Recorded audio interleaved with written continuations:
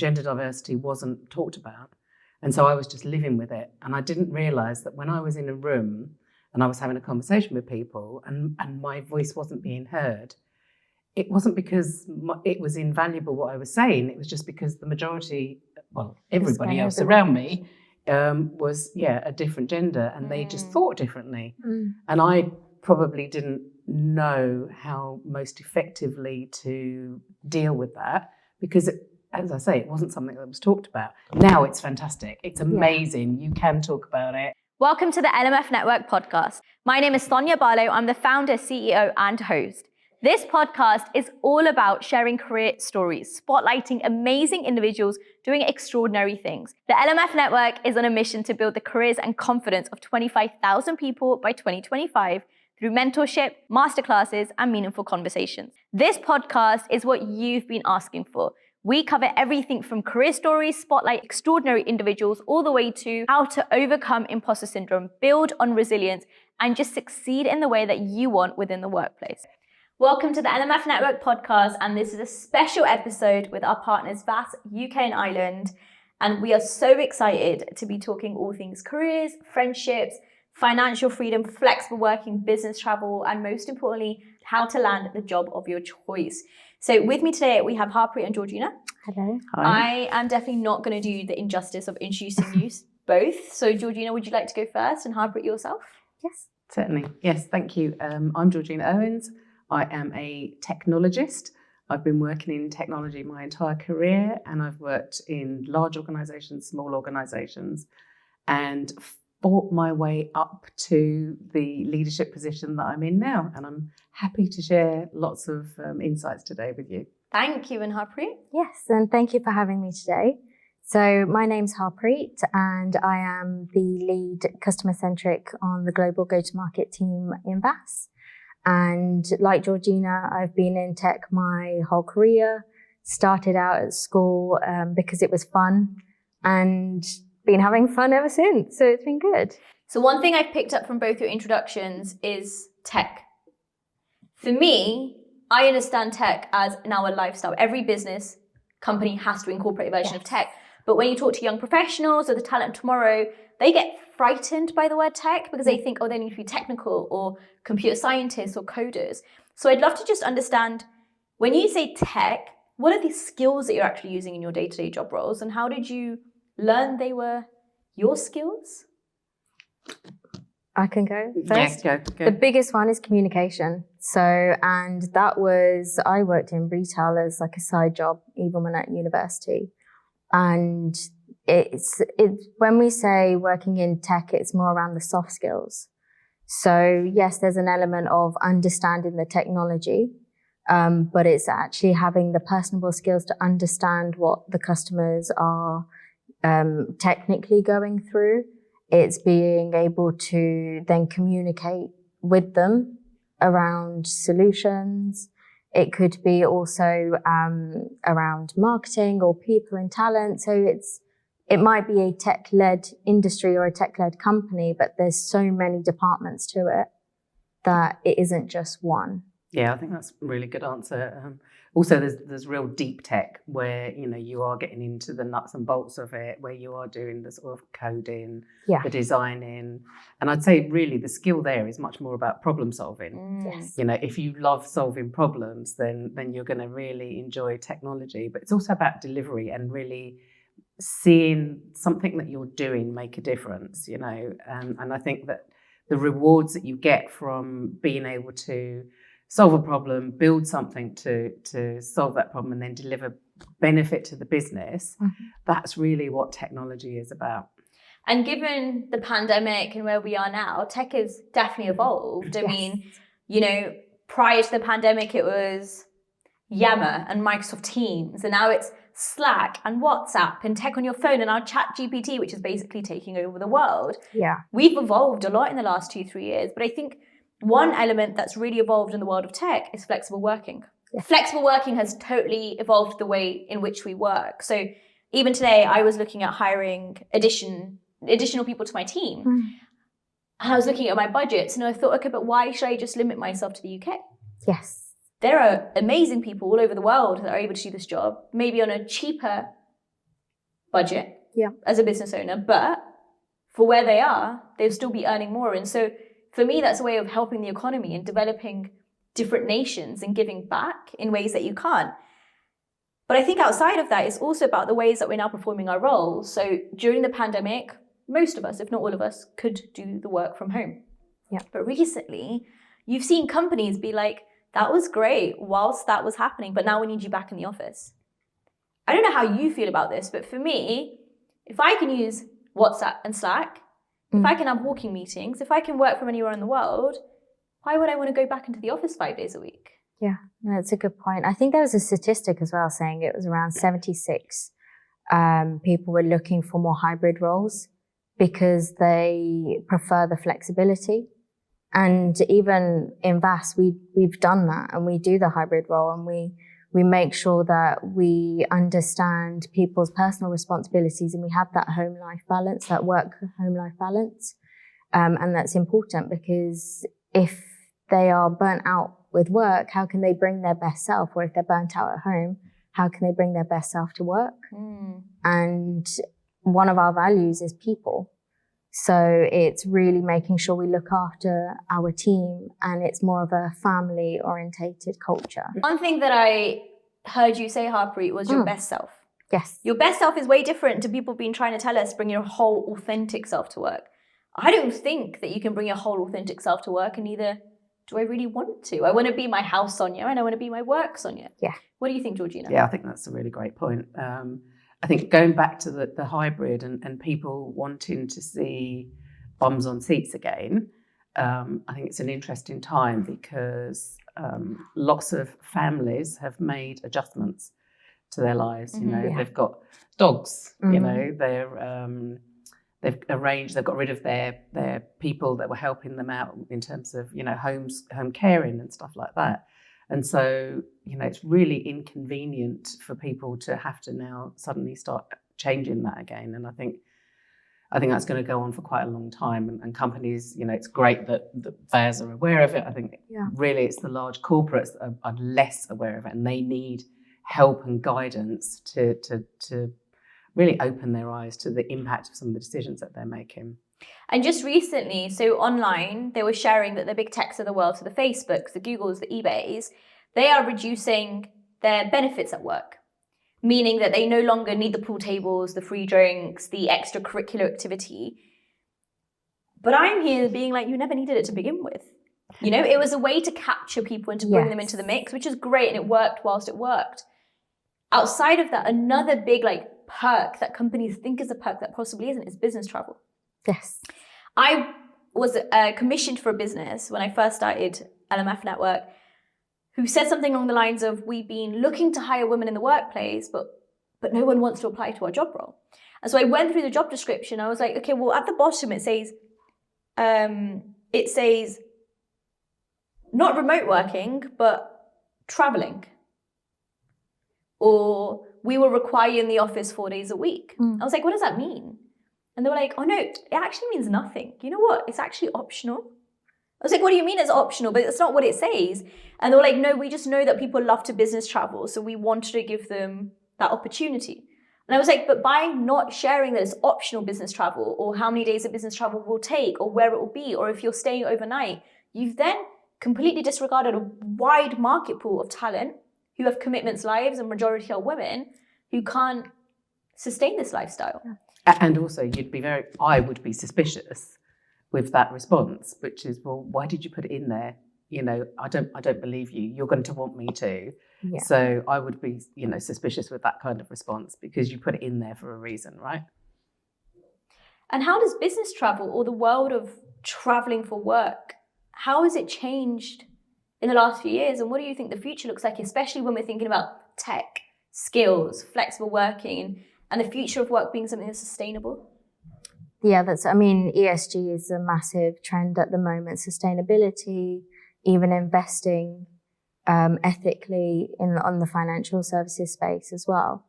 But for me, I got into Salesforce to have more structure in my day-to-day life, having being around in the evenings, because prior to that I was doing night shift work for a software company.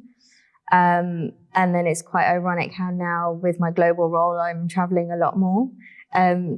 But the thing is I do enjoy traveling, and the company are really mobile in terms of they're in 26 countries over 4 continents. So you've got the flexibility. If you need to go for customer facing meetings, then you have the option to go. But it does also hinder your working relationships in the UK, just because if you're managing teams, then you're not around all the time and you have to commit to your priorities.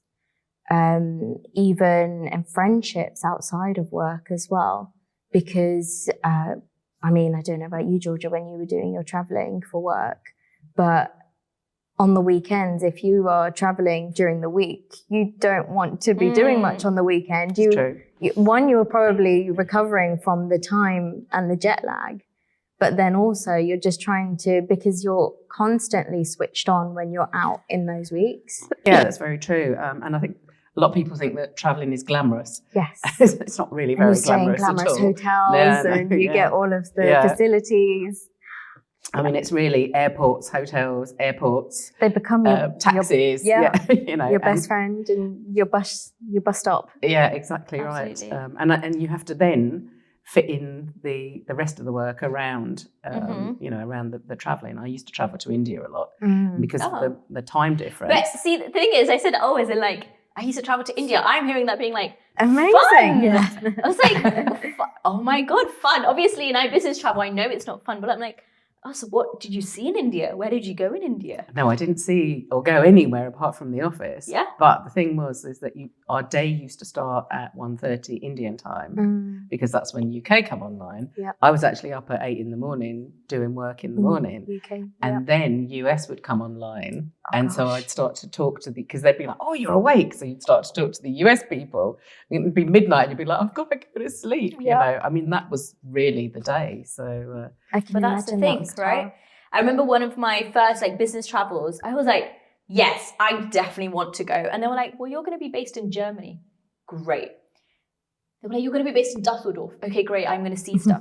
It was actually in Essen, which is not like the Dusseldorf. It was in the offices, but all day. To the point where my dinner every night, every time I used to go, it was like 2-3 times a week, was Vapiano's. And a couple of weeks later, they knew my order before I came in. And they're like, the English girl, we've got your order ready. And I was like, that's how much it sucked. But also the clients had a budget. So one thing that I found was I didn't feel safe in the hotels. Yeah. And I think no one talks about that. I felt really uncomfortable in this hotel because that's what fit the client budget. But me as a solo traveler, as a woman, as a young woman being in this space alone, I couldn't sleep at night because I was like, hey, I'm not the safest, but they don't have more money. And then you have to be on client terms. And I felt really restricted, but you couldn't come out of it because the problem is if you said, hey, I don't want to do this job, they'll just replace you. Yeah, somebody else will. So you're stuck, right? I guess, and that's where the pandemic has actually helped a lot with the flex of travel, because they've seen that it's worked and it's worked well. I think it was around, and I was reading statistics before, it's around 86% of employers were worried about the productivity of people and their employees working at home. So the pandemic kind of forced them to actually trust their employees to do their jobs. And it's increased productivity, it's increased profits, it's increased happiness. Yep. But then you also have proximity bias. So LinkedIn did a research last year and it was something along the lines of more than 60% of people, especially women, feel that if they don't have proximity to their workplace, their managers, their one-to-one relationships, they're therefore being, what's the word? Overlooked. They're overlooked, when it comes to jobs, when it comes to promotions, when it comes to progression. And predominantly we know that women, especially marginalized women of any and every kind, are the ones that fall back and are the ones that have to do these extra bits to get noticed. Now I'm going to go back to your first point. You fought your way up the ladder. I loved it. I'm probably going to put it on a t-shirt somewhere. What does that mean? Why did you have to fight to begin with? And have you ever felt proximity bias? Have you ever felt that because you're not there where the decisions are being made, that your progression or your character is being overlooked? Yeah, oh gosh, there's so many examples. There's a number of examples around as I was progressing, and I was progressing quite quickly.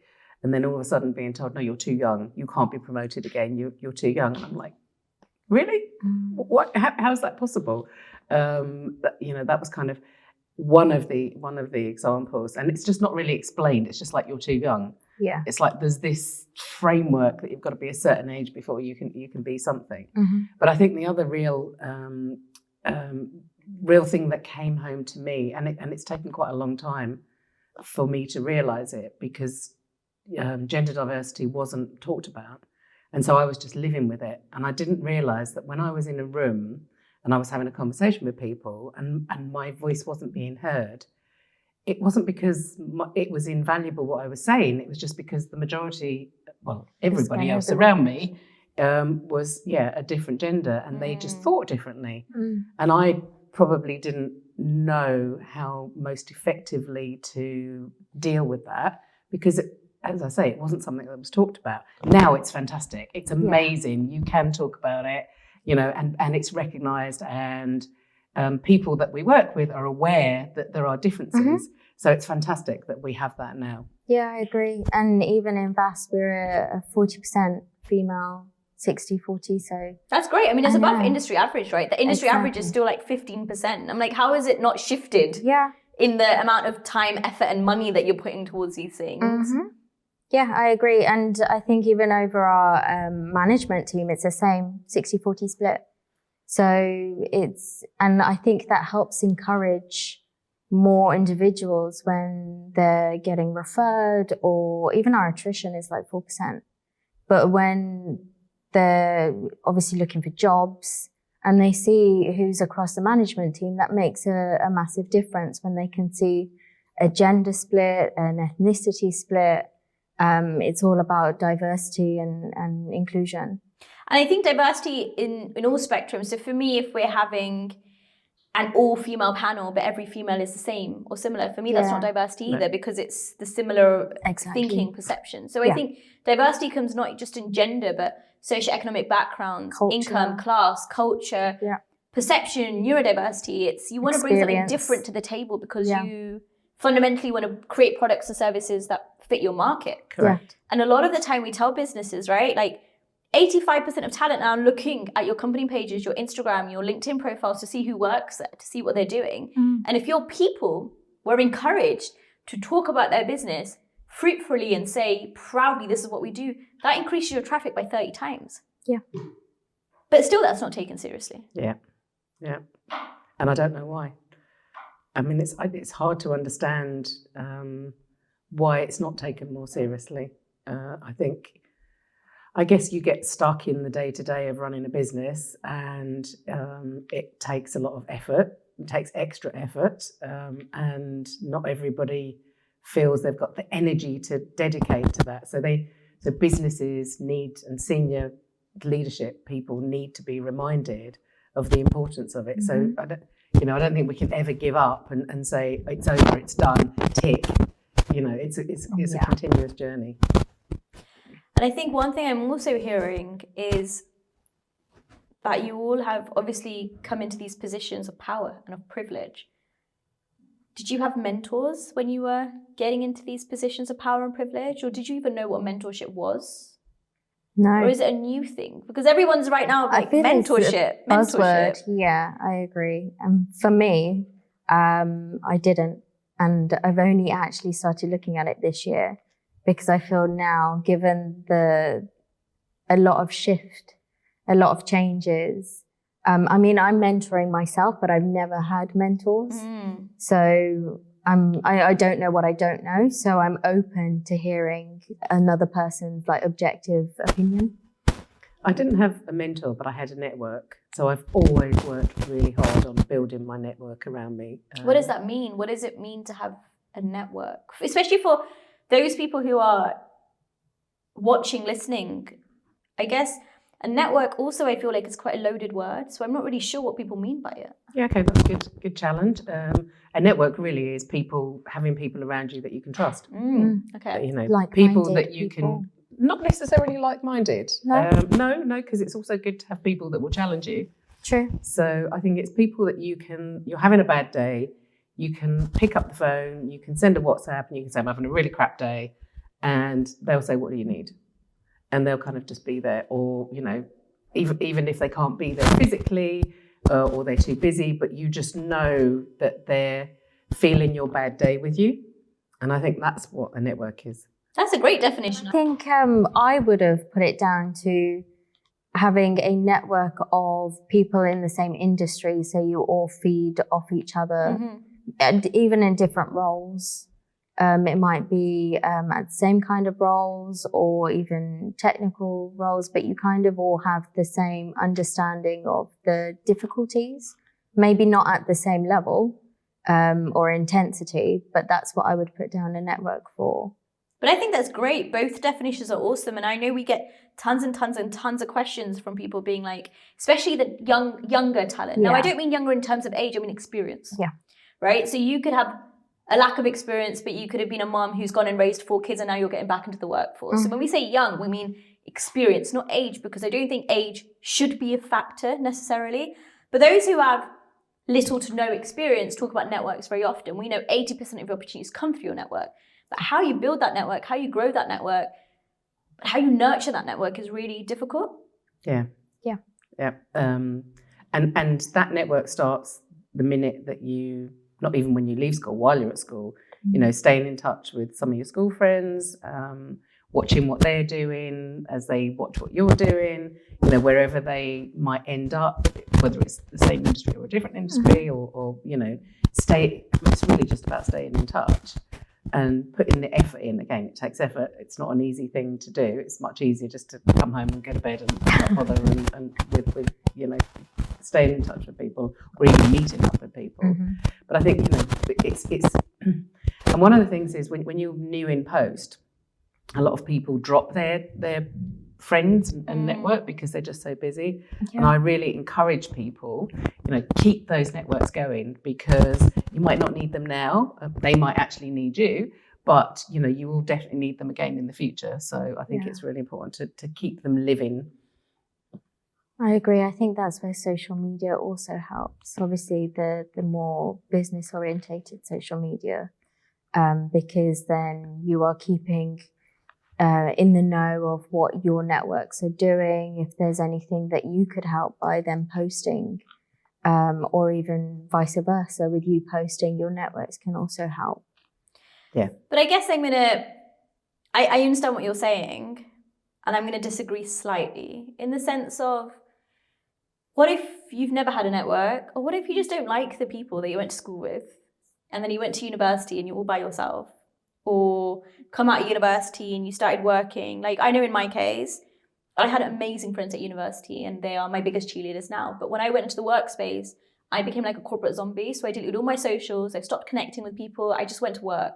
And I tried to really overcompensate at work and try to make these people my besties. And nobody wanted to be my work bestie. And I was like, but why? Like, I'm a great work bestie to have. Like, why would you not want to be my friend? And that made me spiral, because it made me feel incomplete or unfulfilled, or like, oh, no one liked me. And I think that's a big thing that we deal with, and we do deal with. And I'd love to know if you've ever felt like that or dealt with that, and how now in hindsight what your advice would be.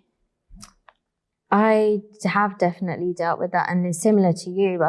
I went off social media. I think it was around that was 8-9 years ago, and just put my all into work, and ended up making great friends actually in the work industry. So I was quite grateful about that. But it's different because they're work friends and they're not your personal friends. And I don't think it really, by taking off social media, it narrowed down your actual friendship groups and who are there for you on a personal level, on a day-to-day level, rather than just being on your network, on your socials, because it's assumed that you only really get to know them by just posting their pictures. Or you see them, they have children, and you're like, oh, congratulations, but you're not actually best friends because you're not speaking on a day-to-day basis. I think it's really interesting what you said about when you join a workplace that you think you have to make friends with everybody. And it's true. I think you do.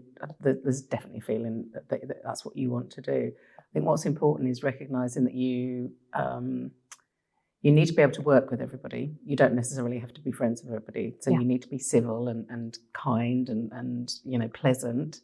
But you definitely do not have to agree with everybody, and you don't have to. Go out with everybody. There's a big social thing sometimes in some places where, we're all going out for a beer, for a beer, and you feel the pressure that I have to go out for a beer. And it's like, well, no, you don't have to go out for a beer. Yeah. And don't worry that you're going to be excluded. Do other things. Have coffees with people instead. Do something that suits you rather than fitting in with the, what seems to be the crowd. I wish you gave me the advice when I was at work. I literally wish that you said that was okay. Like, I wish someone senior said, Sonia, if you don't want to be in this situation that makes you feel uncomfortable, don't feel like you have to. Because I did. There's so many times I did. Like, once I was away on a business trip and my 2 managers were staying out late, and I thought I had to stay out late too. And it was so uncomfortable. I remember going home at like 11 or 12 and being like, what am I doing? But it was the way to fit in. Or you'd travel an hour to go to this like one pizza meetup because someone's leaving and they decided that they want to have their leaving drinks an hour away from work. Makes no sense to me now, but you'd put in the effort to do so. Yeah, that's what we do actually still, again, really well at VASS, like our culture. We have like our evening drinks if we want to in the weeks, but we've also got other events. We've got charity-led events. We've got like sports events. So we're doing other additional bits to include anyone that wants to join. And it's not just down to food and drink. And it's not just down to one specific thing after work. Sometimes we do it during, and we block out people's diaries. So we get everyone together because it's team building. It's building that culture within the teams. It's another form of diversity, right? Yeah. Absolutely. And now that you're both in senior positions and you have power and you have, you're able to help create those new narratives and change the design of the workplace, how do you use your experience and your seniority to help others? And I only say that because I've been on Twitter quite a lot. It's my new thing. And there's a lot of threads on Twitter around women who get to senior positions who don't throw down the ladder, who roll up the ladder. And it's like, well, I was in this position, so you have to go through the same position. And when I was starting in my workplace, I know it sounds silly, but I thought that was like an initiation process. Like you see like American teenage movies, and you're like, I'm a part of the sorority, they're making me do all of this, I must have made it. Now, after a few years of working, I'm like, no, that was not cool. It should have not happened. So one way that I do that as an example is, yes, through this podcast, through the mentorship, going back to schools, but also just not being afraid to say what I need to say to clarify the cloud or the cloudy information online.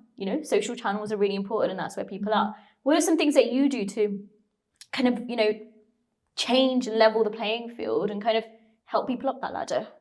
You've used the word power a couple of times. It makes me feel really uncomfortable. Oh, okay. I don't feel like I have power. I think you do. No. For me, power has a negative connotation. I see. I have an opportunity, which I'm really grateful for, to be able to lead people and guide them and support them in every way that I can using my experience. I don't feel like I have power over them. I think it's not power over them. I think it's you have power in this situation. You are strong enough to know what's right, wrong, and relevant. And you have power that comes from your experience, your privilege, your understanding of the world. And we are powerful creatures. We are powerful human beings. We have power and strength in numbers. So we're not powering over people. If anything, we're, to your point, understanding that we're not here to power over you, but we're here to use the power, the strength that we've gained to kind of take you with us alongside, if that makes sense. Okay. But I appreciate you saying that, because actually, this is why diversity of thought is really important. I throw around the word power, and I might know what it means because I do a lot of diversity inclusion work. But it doesn't mean that it's the right or relevant word for every context. So I love a little bit of a challenging statement, and hopefully in the podcast moving forward, you'll see that feedback being taken on, because it's important to get feedback, right? I agree. I mean, I wouldn't think of it just going on the PowerPoint, it being more of you ordering and pointing the finger. It's, for me, being ethnic minority in a leadership role, it's being able to kind of smack down the barriers or push down the barriers to enable people behind me to have an easier road. And no road is the same. So it's never going to be easy. And we're still in a world where the ratio isn't quite 50-50. But for me, I would say the power is more ahead than behind. So it's being able to use that force. And it's uncomfortable for me at times, but I know I'm doing it for everyone that's looking at me going, okay, I'm using you as inspiration. I love that. And what is it you do? So what are some action points that those listening, be that in corporates or in their own career journey, what can they take away? So what are some bits that we can be doing to help people back up or up that ladder? Joining networks again, so like events. And that's one thing I'm encouraging my team to do as well, is have a look at what inspiration you need or you have outside of work and join those events. Showcase it in work. So really communicating it internally so everyone understands. And I think it's just getting the word out there. I think shout about your achievements is really important, and it's not something that we do easily. I think women are definitely much worse than men, but just don't be scared. Don't be scared to say, "Look what I've done today." Exactly. And don't even worry if anyone kind of goes, "Oh," just still get out there and shout about it, because it makes you feel good, and other people will listen and they'll sit up or stand up and take notice. And I think that's a really important thing to do. Yeah. And I think when you think about achievements, you've obviously won multiple awards. You've got the statements. You obviously, Harpreet, are not just here, but you've made it into the senior position at VASS.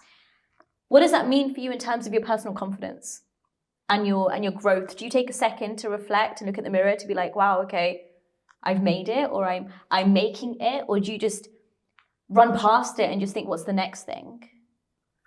For me, I absolutely reflect on it, because I've had so many people say to me, "You're such a great role model. It's great to see you do the things that you're doing.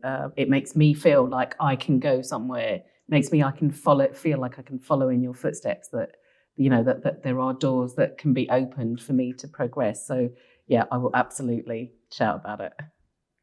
I think for me, there's still an element of imposter syndrome. And I don't know whether that ever really changes throughout your life. And as you grow older, there's always an element of imposter syndrome. So I have to, like you, Georgina, sit with it for a minute and be like, okay, this is what I've done. Write about it. Look at yourself in the mirror and be like, you've done this.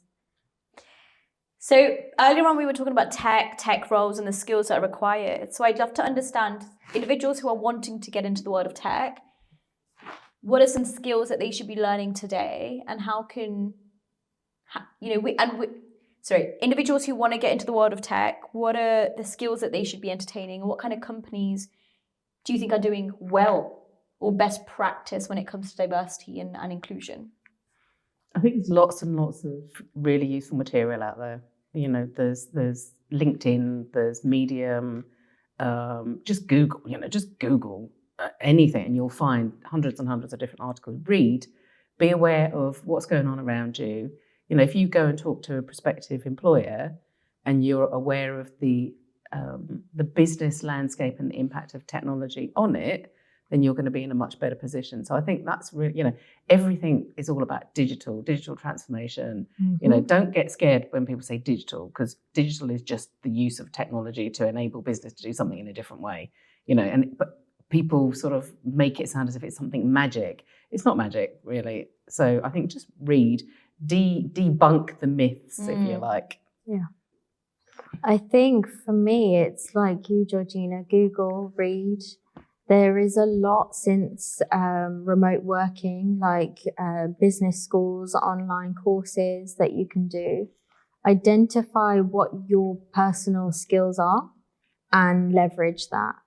And then also, if you have more of an analytical mind, go towards that. If you have more of I don't know, like if you want to get into coding, go do extracurricular stuff alongside. I think that's another trend, is your side hustle. So if you want to achieve bigger and better things, it does take effort. Like, we didn't just get here magically and overnight. And we put in the hours. I can imagine you put in quite a lot of hours, especially with your India traveling. But it does take hard work and effort. And that's something that people need to understand as well, that it's not overnight. You do need to work on it, and it's consistently evolving. Like, I'm consistently doing work and revising, looking at financial service trends, any fintechs coming, startups. So you're constantly reading the news, the trends, and keeping on top of everything. So it's never you're there and you're done and you've made it. It's true. I think be curious. Yes. Yeah, is really important. Be curious, forever learning, I think is really important as well. And just don't be scared to ask a question. You know, ask anybody a question. There's no such thing as a stupid question. There really isn't.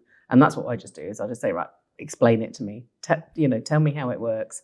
And, people love to do that. They love to share their knowledge. Yes. And we've talked about networks. I know there's a lot of people that want to get into the industries that were spoken about, work with VASS, and Georgina, work with a company that you're going to be, by the time this comes out, announcing. So we're not spilling the tea right now. When individuals message you and they want to connect with you, can you think of any kind of templates that actually you would reply back to? Because as an example, if someone messages me being like, can I pick your brain? That doesn't give me enough information for me to actually reply back to you or know what you want to do. Or someone will be like, well, they'll ask me really basic questions. I'm like, well, if you've done the research and just gone on my profile, you know that I'm already speaking about this. So it means that you haven't done the homework before you've come through. But then individuals will message to be like, here's a problem, here's a solution, here's what I've seen you do, here's how I would like help. So that's the kind of message that I would reply back to. My point being is there's a lot of individuals that would want to connect with the authors. And you've already made it really clear that connections and networking is really key, especially in the positions in which you're in, so you can help others get to those same or similar positions. So do you have any templates or, I would say, requests when people are emailing you or messaging you? How would you like to be approached? Yeah, not I'd like to expand my network, let's connect. That's definitely a no-no. I think, give some information about yourself. I'm new into tech. I'm really interested in expanding my knowledge in whatever area.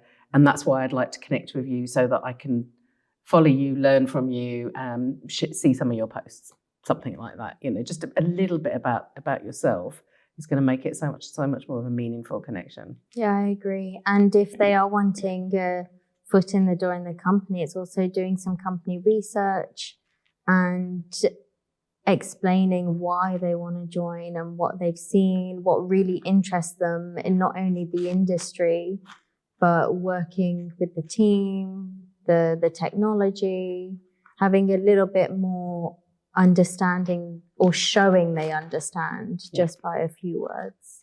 And Harpreet, you're here on behalf of our partner, VASS UK and I'd love for you to give us information as to who is VASS, what you will do, and how people can get in touch with you.